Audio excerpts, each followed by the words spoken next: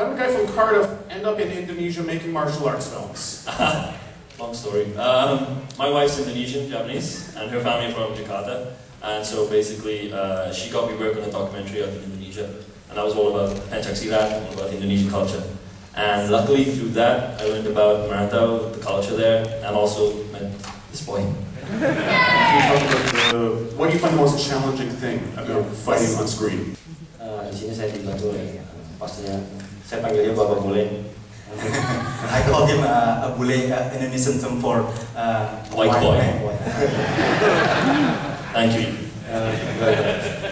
Untuk saya untuk So Gareth helped me a lot with all those things. Dan untuk adegan fight dan adegan drama. Itu yeah, for the fight, actions and also the drama. Walaupun saya ada sedikit nervous untuk melakukan adegan fighting ataupun drama, dia yang bisa menenangkan saya. I was actually quite nervous to do all those actions and drama and actions, but he always comes in and make me calm down. So, Joe, what's your background? I'm in a judo national team in Indonesia, since 1997 to 2009, and after that, I watched Merantau, Gareth Evans' first movie. I'm just like saying to myself, if I want to do a movie, that's the movie I want to make. So I searched everything to find Gareth. I just want to be part of your project, something like that. Found me on Facebook. So the question was, were there any serious injuries during the shooting of the film? I sprained my ankle once getting out of my chair. It was pretty traumatic, but I fought through it and made them do another take. So injuries-wise, we had a few sort of minor injuries. A lot of them are kind of small injuries, but they kind of highlight how dangerous what we're doing is. Like they're kind of like eye-openers in a way. One of the smallest ones we didn't expect to be an injury was, you know, the guy when Iko's using the stick and the knife, and he hits the guy with the stick, pulls him in and stabs him in the throat. That one should have been pretty straightforward.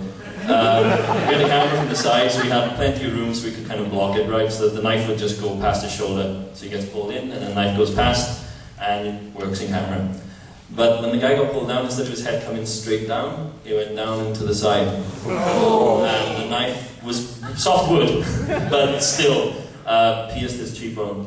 So if it was 1 inch higher, he'd have been blind. So that kind of moment freaks everyone out on set. That's when you're kind of like, okay, let's take a breath and prepare to do another shot. You get a feel like that.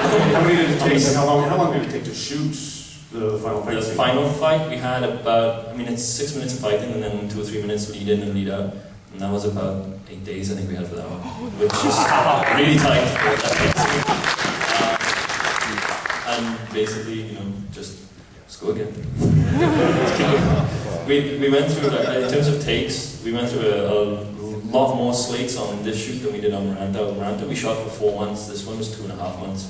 And we did about 2,500 slates more on this than we did on Merantau. We were all freaking out because we reached 10,000 slates. We had about 8,600 something slates. The question is, how important was it to showcase Silat, which is the Indonesian martial arts style, with all the cuts and the... We wanted to find ways as well to use like specific Silat movements, but while they're using weapons as well. So that's why for the nightstick, he kind of hits with it and then pulls in and drags the victim. It's very similar to the style like Harimau Silat that we use in Merantau, where you hit with an open palm, but then you can claw to pull back. And so we kind of adapted that and added that to the choreography, but while using the stick and the knife. And I want to say, it's more than just rare. Silat on screen. I got involved with Gareth when he was working on Merantau, like halfway through the shoot, I think. Yeah. And worked with him on prepping the international release and kind of getting it out.